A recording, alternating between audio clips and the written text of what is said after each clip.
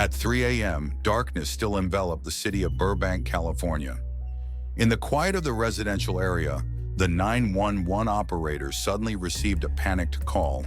A man's voice was urgent, broken with fear. "Intruder! We've been shot! Help!" The caller was Dan Montecalvo, a resident known to his neighbors as a gentle, introverted husband with no bad reputation. The peaceful city of Burbank in 1988 was suddenly covered in shock. A murder in a seemingly cozy house. An exemplary marriage ended in tragedy. What really happened that fateful night? And was the panicked man who called the police really just a victim? According to Dan Montecalvo's initial account, that night was like any other normal night. He and his wife, Carol Montecalvo, had finished work, had dinner, and were getting ready for bed in their two-story house in Burbank, California. However, according to Dan, the peace was broken by strange noises coming from the back of the house.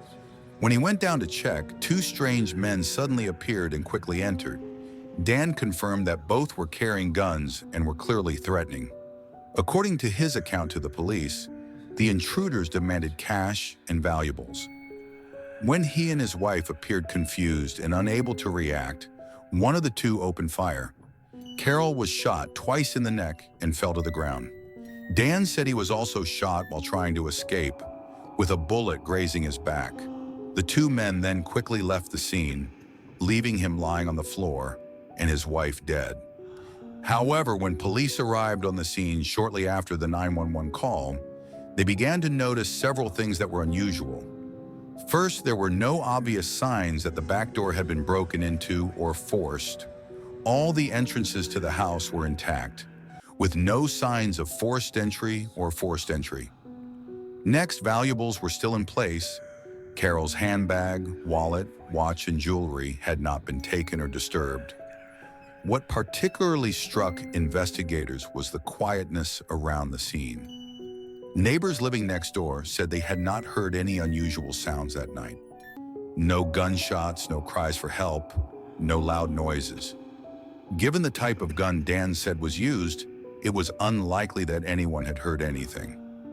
Another thing that raised questions for the police was Dan's injuries. Doctors determined that the wound to his back was superficial and not life-threatening. Moreover, the direction of the gunshot wound was difficult to explain if the theory of a chaotic fight was correct. This made them wonder, was the wound really caused by the intruder, or could it have been created by Dan himself to distract attention?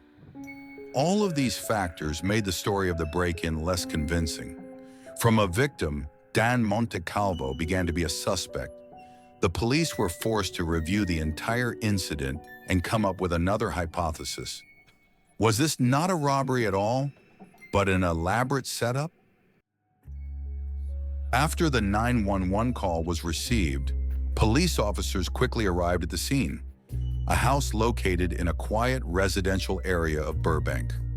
The first thing they saw was Dan Montecalvo lying on the living room floor, looking tired and in pain, with a small blood stain on the back of his shirt. He said he had been shot while trying to fight off two strangers and then passed out. The police rushed into the bedroom, where Dan pointed to his wife. They found Carol Montecalvo lying on the bed, blood soaked through the sheets, no signs of life. According to initial observations, she had been shot twice in the neck, a serious injury that led to her death on the spot. However, as the officers checked around, they began to notice that something was wrong. There were no signs of forced entry or ransacked furniture. The house was almost completely in order, except for the room where Carol lay. Valuables were still there. Wallets, handbags, jewelry were all intact. The atmosphere in the house was completely calm, with no signs of a struggle or resistance. This contradicted the story of an armed robbery. From the initial feeling of pity, the investigators began to be more cautious. In their hearts, they asked a simple but important question. If not a robbery, then who could have committed this tragedy, and for what reason?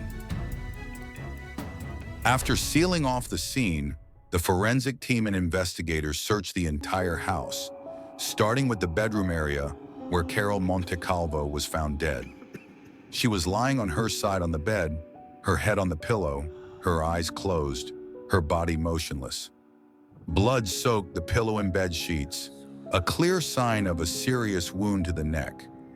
The forensic team confirmed that the victim was shot twice at close range from above, indicating that the shooter was either higher up or standing close to the bed.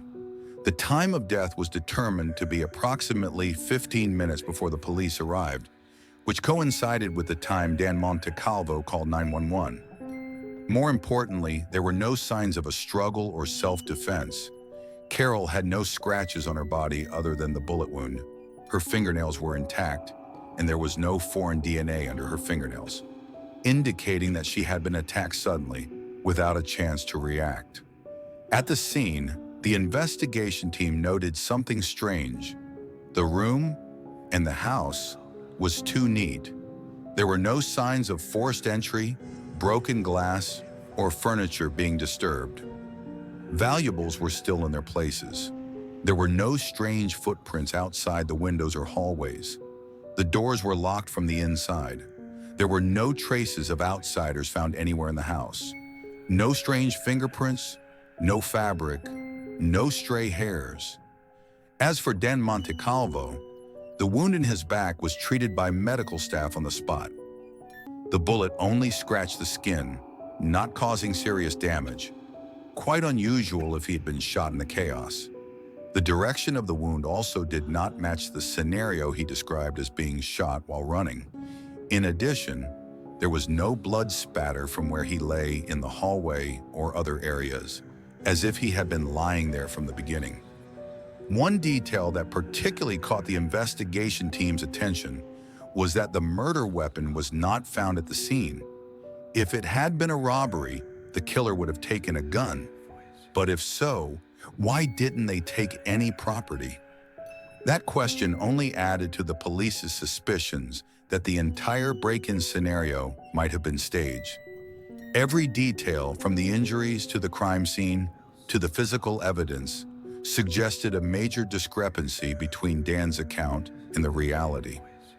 Rather than a violent attack from outside, the scene looked like a discreet, carefully planned murder, and possibly from inside the house. From the first days after the case, the investigators realized that this was not a typical break-in. The lack of signs of forced entry, no loss of property, and the faint injuries on Dan Montecalvo's body made them decide to expand the investigation, focusing more deeply on the husband himself, the only survivor of the incident. Dan's personal file was quickly retrieved. The first discovery that startled the investigation team: Dan had a criminal record. In the past, he had been convicted of bank robbery and had spent many years in prison. After his release, Dan moved to Burbank, where he met Carol, who would later become his wife, through a church-run prisoner correspondence program.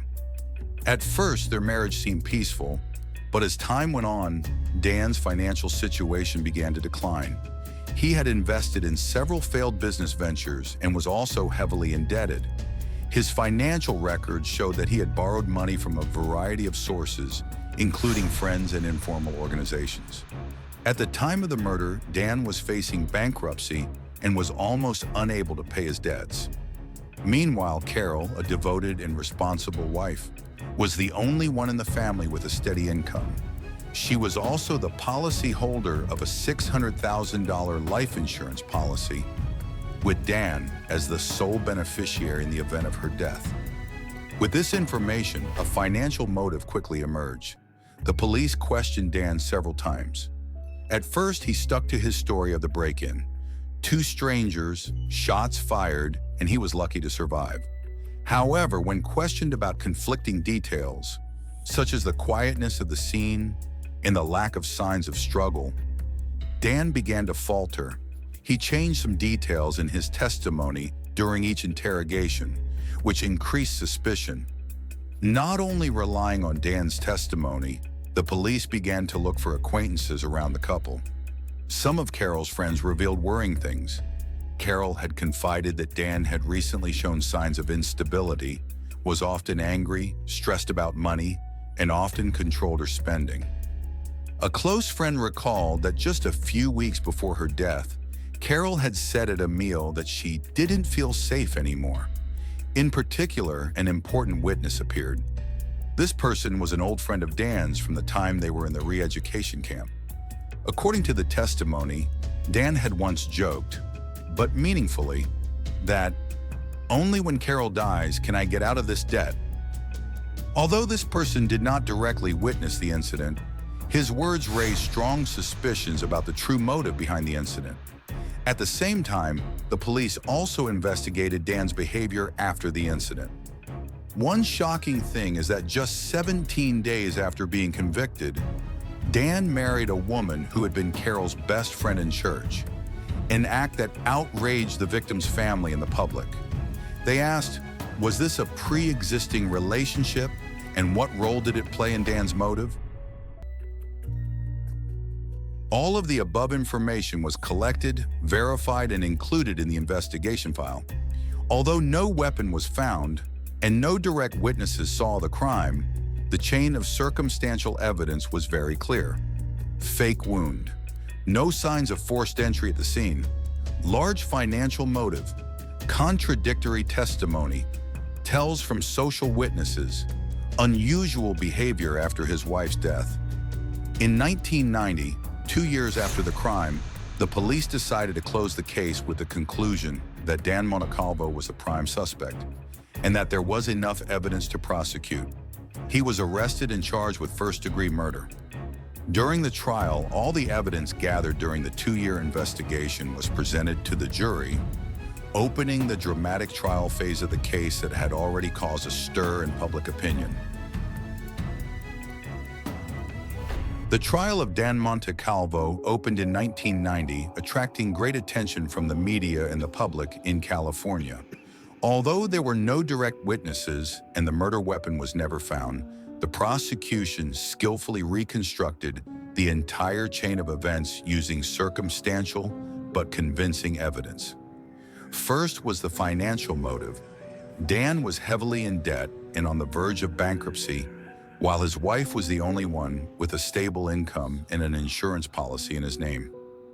Next was Dan's testimony, constantly changing, inconsistent with the crime scene. Forensic experts and investigators all confirmed that the crime scene was too neat, with no signs of robbery or break-in. All factors led to the possibility that this was a cleverly staged murder. After several days of deliberation, the jury reached a verdict. Dan Montecalvo was guilty. He was sentenced to life in prison for first-degree murder without the possibility of parole. Carol Montecalvo's death is an irreparable loss, not only to her family and friends, but also to the community where she lived. Carol was remembered as a devoted wife, a kind-hearted woman who lived a life of charity and always helped others. In the eyes of many, she was a model of forgiveness, patience, and devotion to her family. But she herself was the victim of an unexpected crime, a crime that occurred right in her own home. Carol's case is a poignant reminder that danger sometimes comes not from strangers on the street, but from those we trust the most. A hug, a promise, a marriage certificate, all were once symbols of love. But in this case, they became the backdrop for a terrible betrayal. Dan Montecalvo, the husband whom Carol had forgiven for his past, chose not honesty, but a path of lies and coldness. Through this case, people also clearly see the irreplaceable role of justice.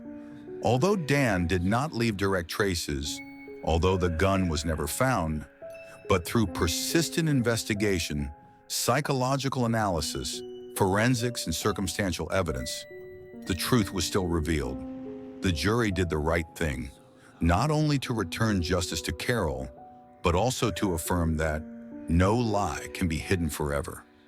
But at the same time, the case also left an unanswered gap. Did anyone else know about Dan's plan in advance? Was his marriage just 17 days after his conviction to the victim's best friend a sign of a secret alliance? There are questions that have never been considered by the court. There are doubts that still exist in the hearts of Carol's relatives. In the end, what remains after all is not only the regret for a kind woman, but also a painful lesson about trust. In a world where the truth is sometimes hidden behind smiles in the name of marriage, each of us needs to learn to listen, not just to the words, but also to the silent signs of trouble. The case of Dan Montecalvo is closed on legal papers, but in the hearts of many, it remains an unfinished story. So what about you? What do you think about this case? Are there any secrets that have yet to be revealed? Leave your thoughts.